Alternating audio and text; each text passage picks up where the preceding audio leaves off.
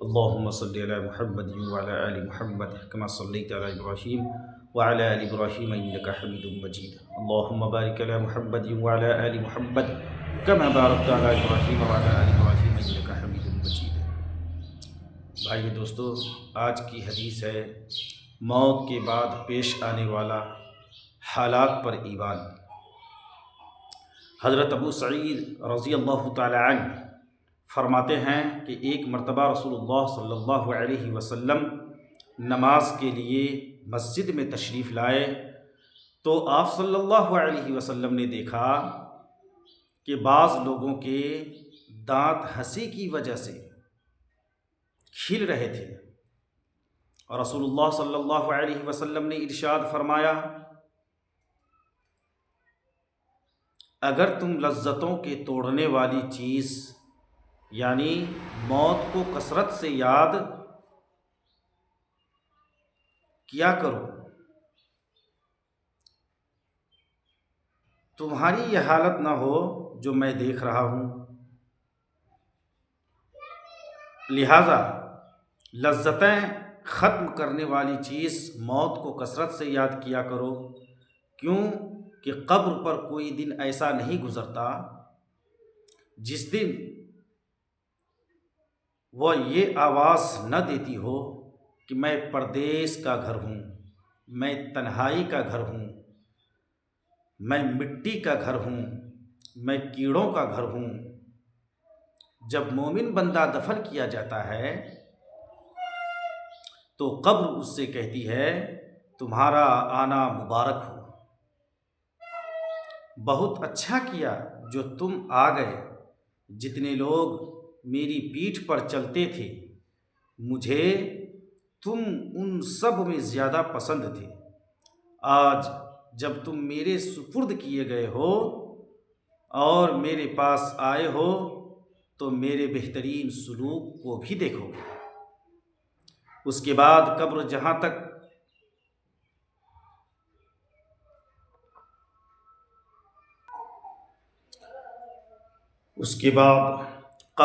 تک مردے کی نظر پہنچ سکے وہاں تک کشادہ ہو جاتی ہے، اور اس کے لیے ایک دروازہ جنت کی طرف کھول دیا جاتا ہے، اور جب کوئی گنہگار یا کافر قبر میں رکھا جاتا ہے تو قبر کہتی ہے، تیرا آنا نا مبارک ہو، بہت برا کیا جو تو آیا۔ جتنے لوگ میری پیٹھ پر چلتے تھے ان سب میں تجھ ہی سے مجھے زیادہ نفرت تھی، آج جب تو میرے حوالے ہوا ہے اور میرے پاس آیا ہے تو میرے برے سلوک کو بھی دیکھو گے۔ اس کے بعد قبر اسے اس طرح دباتی ہے کہ پسلیاں آپس میں ایک دوسرے میں گھس جاتی ہیں۔ رسول اللہ صلی اللہ علیہ وسلم نے ایک ہاتھ کی انگلیاں دوسرے ہاتھ میں ڈال کر بتایا کہ اس طرح۔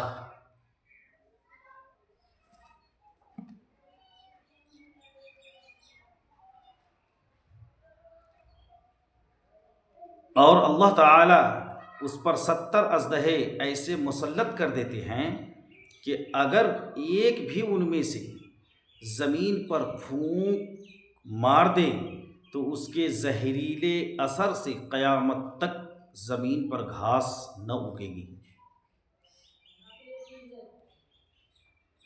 وہ اس کو قیامت تک کاٹتے اور ڈستے رہیں گے۔ نبی اکرم صلی اللہ علیہ وسلم نے ارشاد فرمایا، قبر جنت کے باغوں میں سے ایک باغ ہے یا جہنم کے گڑھوں میں سے ایک گڑھا ہے۔ حضرت براء بن عازب رضی اللہ تعالی عنہما سے روایت ہے کہ رسول اللہ صلی اللہ علیہ وسلم کے ساتھ ایک انصاری صحابی کے جنازے میں قبرستان گئے۔ جب ہم قبر کے پاس پہنچے جو کہ ابھی کھودی نہیں گئی تھی، نبی کریم صلی اللہ علیہ وسلم وہاں قبر کی تیاری کے انتظار میں تشریف فرما ہوئے۔ اور آپ کے ارد گرد بھی ہم بھی اس طرح متوجہ ہو کر بیٹھ گئے گویا کہ ہمارے سروں پر پرندے بیٹھے ہوں۔ آپ کے ہاتھ میں لکڑی تھی جس سے زمین کو کھرید رہے تھے، زمین کو کورید رہے تھے، جو کسی گہری سوچ کے وقت ہوتا ہے۔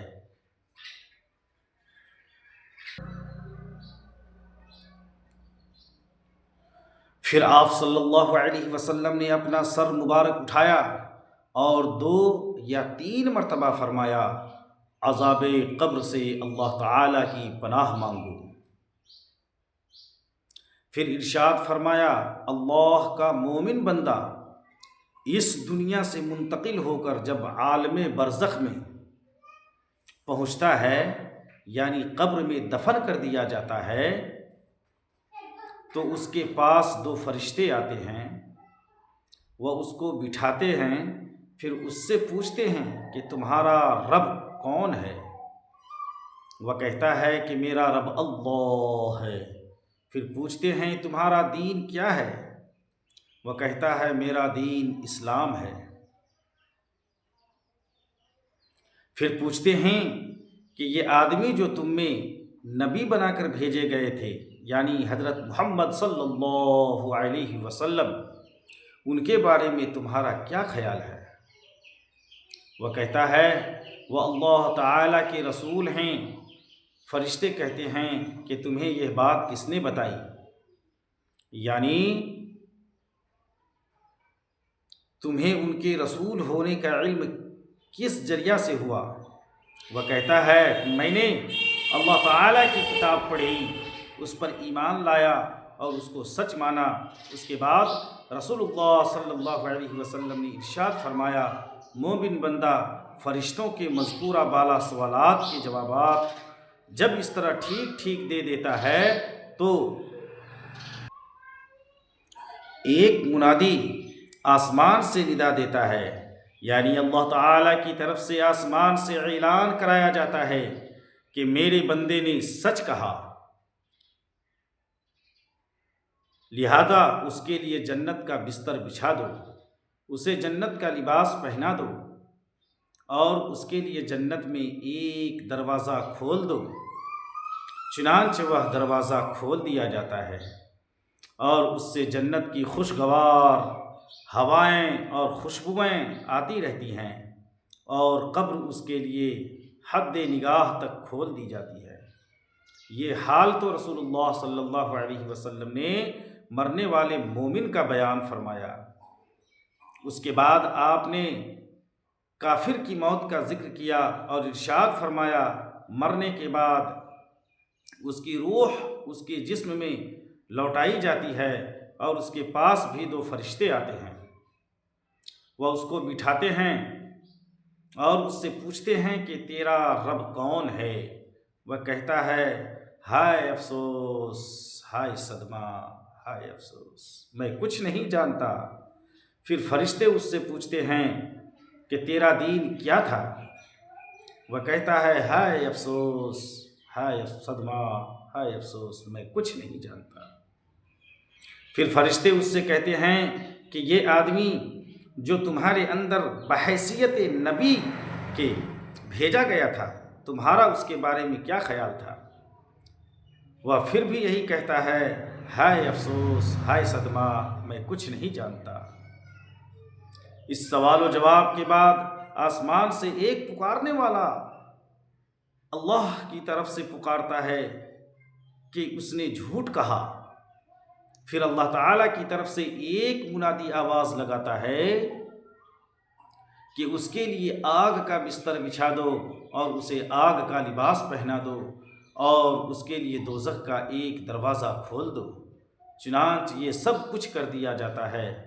رسول اللہ صلی اللہ علیہ وسلم فرماتے ہیں کہ دوزخ کے اس دروازے سے دوزخ کی گرمی اور جلانے جھلسانے والی ہوائیں اس کے پاس آتی رہتی ہیں، اور قبر اس پر اتنی تنگ کر دی جاتی ہے کہ جس کی وجہ سے اس کی پسلیاں ایک دوسرے میں گھس جاتی ہیں۔ فائدہ بھائی، فرشتوں کا کافر کو یوں کہنا کہ اس نے جھوٹ کہا، اس کا مطلب یہ ہے کہ کافر کا فرشتوں کے سوال کے جواب میں اپنے انجان ہونے کا ظاہر کرنا جھوٹ ہے، کیونکہ حقیقت میں وہ اللہ تعالیٰ کی توحید، اس کے رسول اور دین اسلام کا منکر تھا، یعنی انکار کرنے والا تھا۔ آج میرے بھائیوں، دوستوں، بزرگوں، ہم بھی مسلمان ہو کر، ایمان والا ہو کر اس چیز سے بے خبر ہیں۔ کیا جواب دیں گے ہم سب اللہ کو؟ حضرت انس رضی اللہ تعالی عنہ سے روایت ہے کہ رسول اللہ صلی اللہ علیہ وسلم نے ارشاد فرمایا، قیامت اس وقت تک نہیں آئے گی جب تک کہ ایسا برا وقت نہ آ جائے کہ دنیا میں اللہ اللہ بالکل نہ کہا جائے۔ ایک اور حدیث میں اس طرح ہے کہ کسی ایسے شخص کے ہوتے ہوئے قیامت قائم نہیں ہوگی جو اللہ اللہ کہتا ہو۔ مطلب یہ ہے کہ قیامت اس وقت آئے گی جب کہ دنیا اللہ تعالیٰ کی یاد سے بالکل ہی خالی ہو جائے گی۔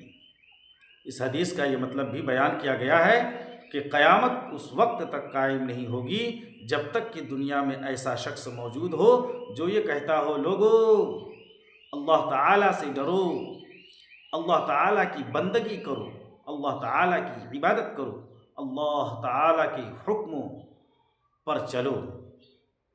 اس لیے بھائیو، دوستو، بزرگوں، امر بالمعروف اور نہی عن المنکر کرتے رہیے، یعنی اچھی باتوں کا حکم کیجیے، بری باتوں سے لوگوں کو، بری باتوں سے اور برے کاموں سے لوگوں کو روکیے، اور ایک اللہ کی طرف بلائیے، اور خود بھی اللہ کے حکم پر چلنے کی توفیق عطا مانگتے رہیے۔ دعا کریں کہ اللہ تبارک و تعالی ہمیں بھی اور آپ کو بھی ان حدیثوں پر عمل کی توفیق عطا فرمائے اور عمل صالح کی نصیب فرمائے۔ آمین۔ وآخر الدعواہم الحمد للہ رب العالمین۔